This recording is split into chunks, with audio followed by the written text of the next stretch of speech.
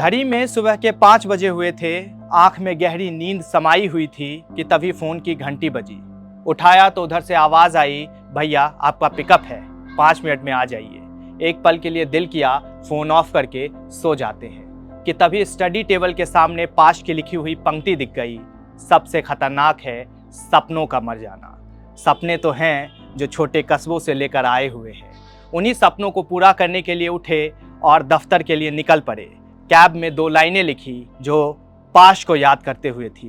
ख्वाब हो जलते आंखों में तो बिस्तर छोड़ कर आते हैं, कुछ पाने के खातिर बच्चे घर तक छोड़ कर आते हैं। आप कहेंगे ये सपनों की बात मैं आज क्यों कर रहा हूँ। दरअसल आज तारीख है 23 मार्च और आज ही के दिन हमें सपनों का महत्व बताने वाले 2 लोग हमेशा के लिए छोड़कर चले गए। बहुत ही छोटी उम्र में, लेकिन हमें दे गए ख्वाब देखने की एक बड़ी विरासत। मैं बात कर रहा हूं शहीद आजम भगत सिंह की, जिन्होंने 23 मार्च 1931 को हमारे दिल में क्रांति की लौ पैदा कर दुनिया को अलविदा कहा। जो कहते थे, इस कदर जज्बातों से वाकिफ है कलम मेरी, मैं इश्क भी लिखना चाहूं तो इनकलाब लिखते हैं। वहीं दूसरे व्यक्ति थे अवतार सिंह संधू उर्फ पाश, जिनकी आज ही के दिन साल 1988 में खालिस्तानी समर्थकों ने गोली मारकर हत्या कर दी थी। वही पाश जिनकी कविता में सच्चाई की वो भीषण गंध है जो फिजाओं में आज भी महकती है। कभी जवाहरलाल नेहरू विश्वविद्यालय से तो कभी अलीगढ़ मुस्लिम यूनिवर्सिटी से, कभी सड़क पर तो कभी संसद में एक हुंकार सुनाई देती है और शब्द होते हैं, सबसे खतरनाक है हमारे सपनों का मर जाना। पाश का जन्म 9 सितंबर 1950 को जालंधर पंजाब में हुआ। यह वो दौर था जब बंगाल का नक्सली आंदोलन अपने चरम पर था। उस आंदोलन में पंजाब भी प्रभावित हुआ और जमींदारों के खिलाफ एक बड़ा आंदोलन वहां पर खड़ा हुआ। कविताओं में भी पाश ने इन आंदोलनों को स्वर दिया।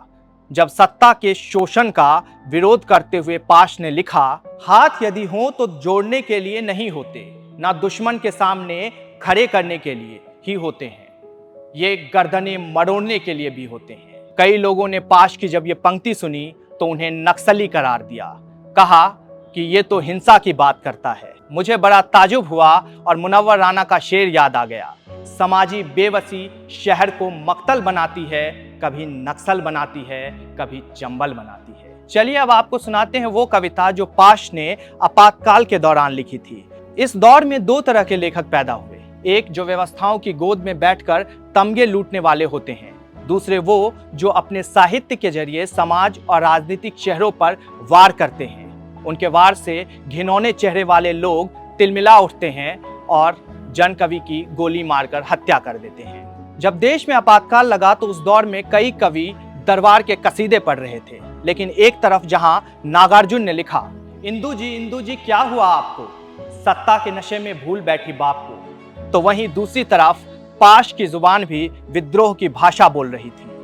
पाश ने आपातकाल के समय गरीबी से जूझ रही जनता के लिए लिखा, जिन्होंने देखे हैं छतों पर सूखते सुनहरे भुट्टे और नहीं देखे मंडियों में सूखते दाम, वे कभी नहीं समझ पाएंगे कि कैसी दुश्मनी है दिल्ली की उस हुक्मरान औरत की नंगे पांव वाली गांव की उस सुंदर लड़की से।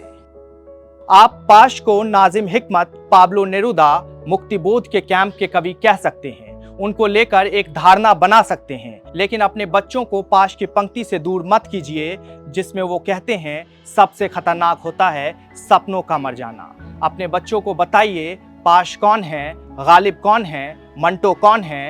अंत में अपने एक शेर के साथ मैं आपको छोड़े जाता हूं जो तीरगी को मिटाने का काम करेगा। तीरगी यानी अंधेरा।